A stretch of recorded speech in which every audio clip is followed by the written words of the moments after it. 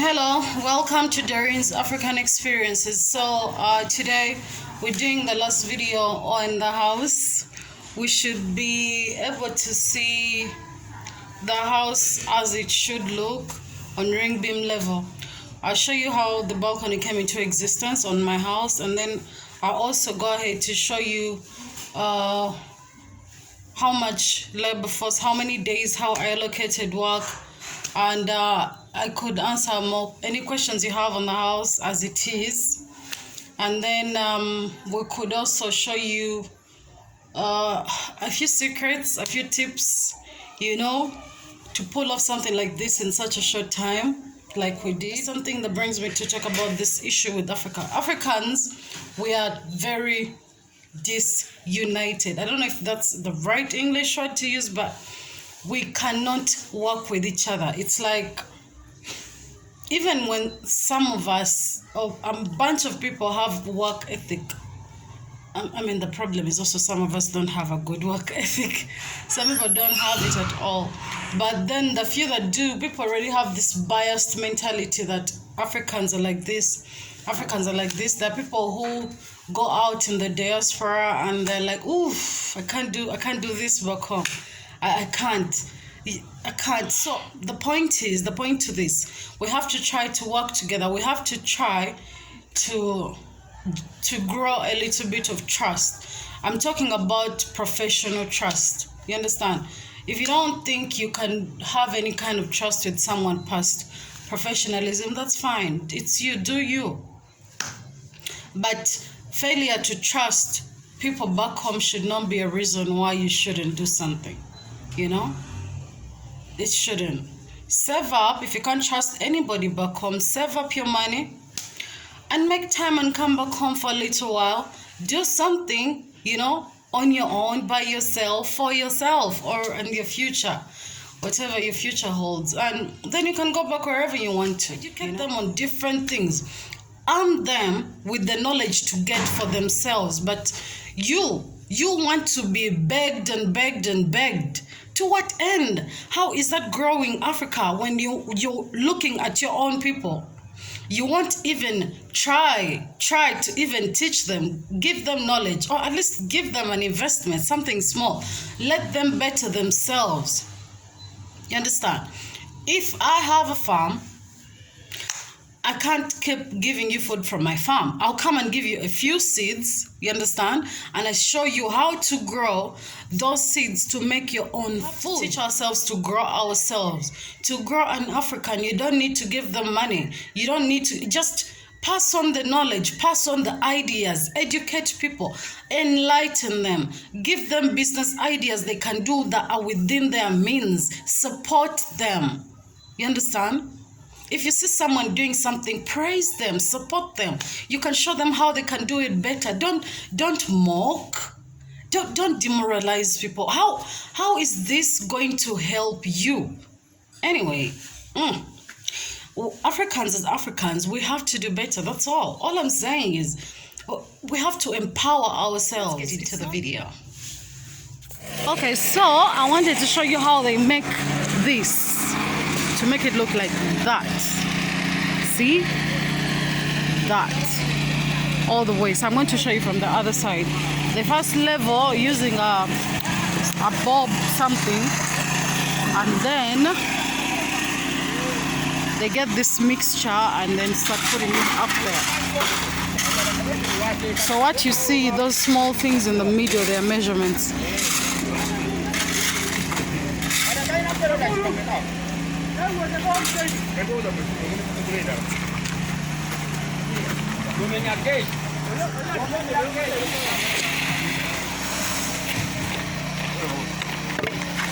So they apply it on the damp proof, and then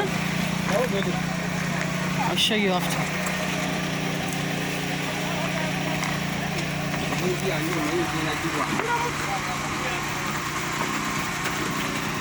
Semiti akutuseko mu budde. Okoye.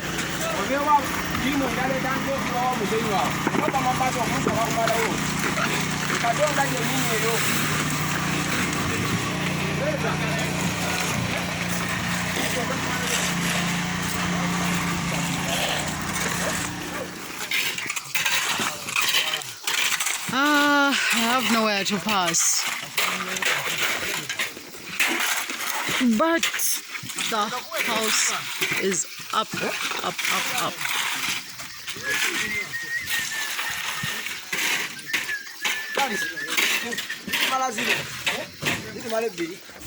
So these are my personal hacks how I was able to pull this off. This house was practically built in 2 weeks. That is from the ground up to where you see it today. Ring beam level, like roofing level. You see, we did this in 2 weeks and probably 1 extra day because we needed to pour the concrete in the house on the floors.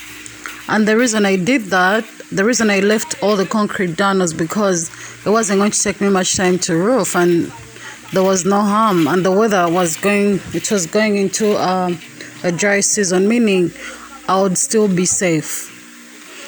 So, one, we had made our own bricks. You don't have to make your own bricks or blocks if you can't, yeah, but make sure you secure your blocks or your bricks before you actually go to construct. Don't wait to start building and then you start fidgeting. Oh, wow, who is going to sell to me bricks cheaply? You see, you have to secure these bricks prior. You don't have to move them, but you at least have to book them. You have to get someone and you have to assure them that you're going to buy the bricks or the blocks. You understand? And that is a safe bet. It's always a safe bet. Number 3, I had more than enough people in transportation. I had people ready to transport anything for me. I had their phones. See, the reason people don't want to work for most people is because of the pay.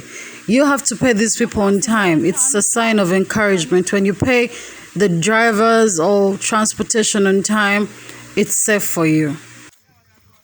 Nothing really.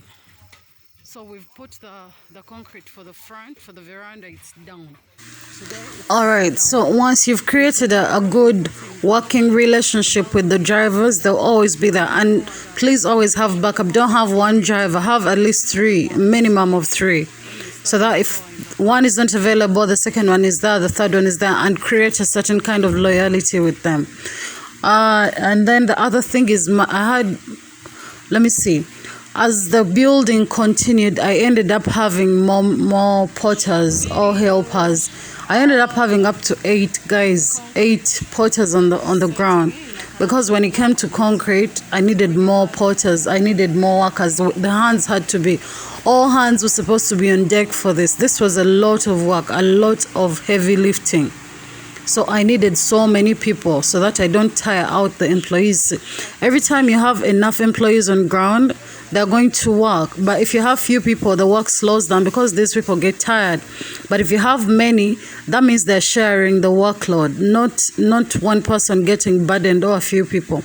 Have enough of them so they share the workload and no one feels tired, no one feels less. And also, please care for them. Try to make sure they're actually safe.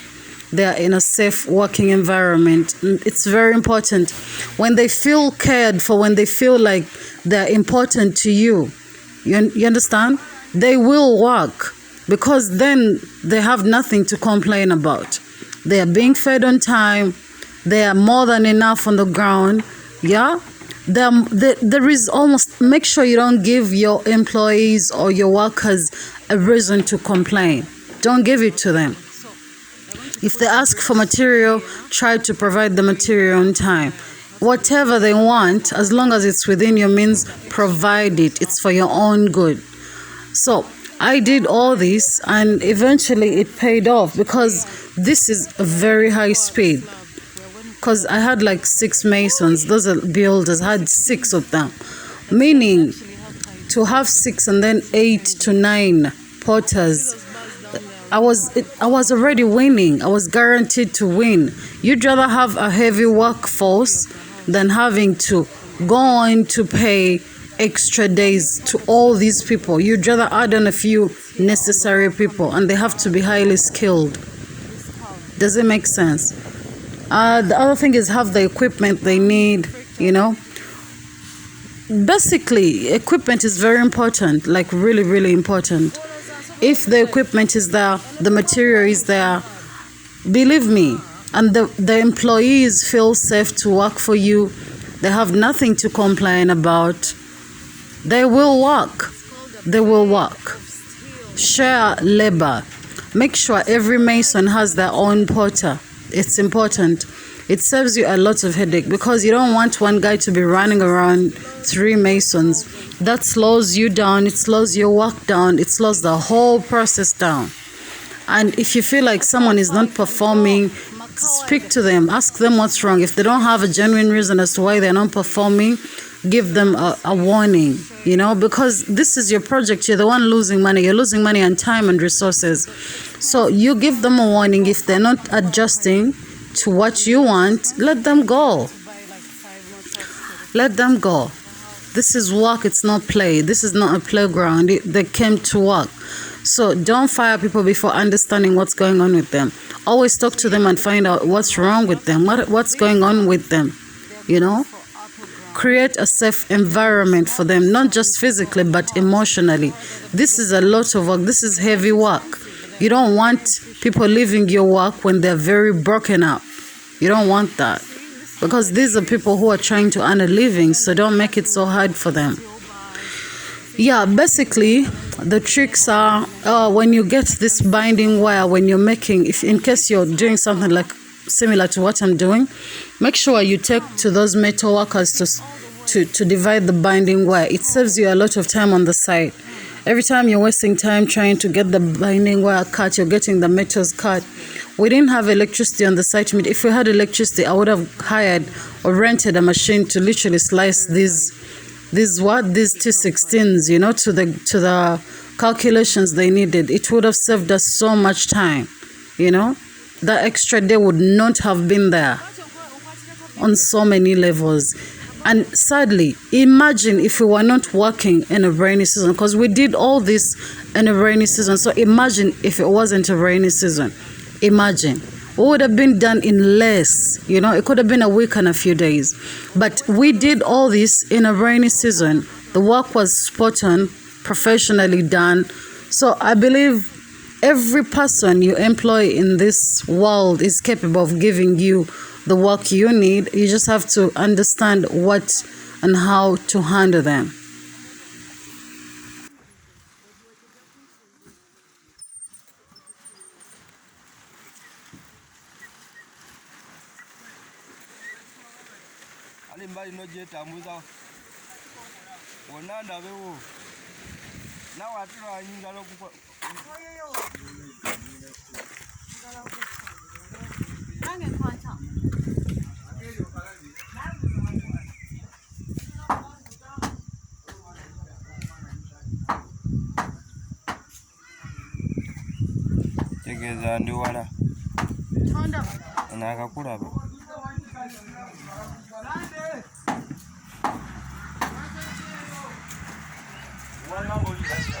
Yes.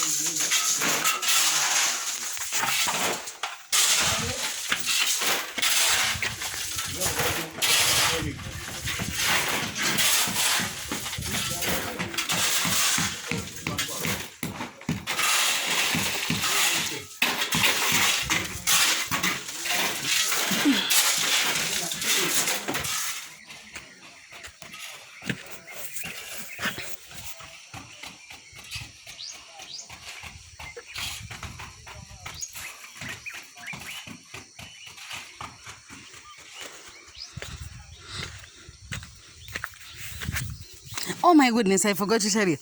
I got plants. This is Chivovo plant. This is gonja. This is a normal banana. And this one is finger bananas. So we have all those now.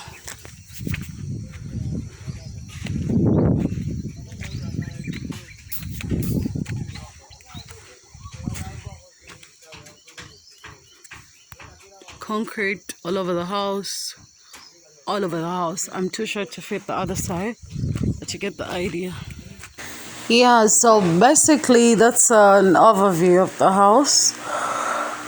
Yeah, basically that's how it looks now, and we should be proceeding to roofing. But before that, I hope you can, or you have learned something, no matter how small. And if you have any questions, please comment. I will be responding. And yeah, basically, yeah, thanks for watching.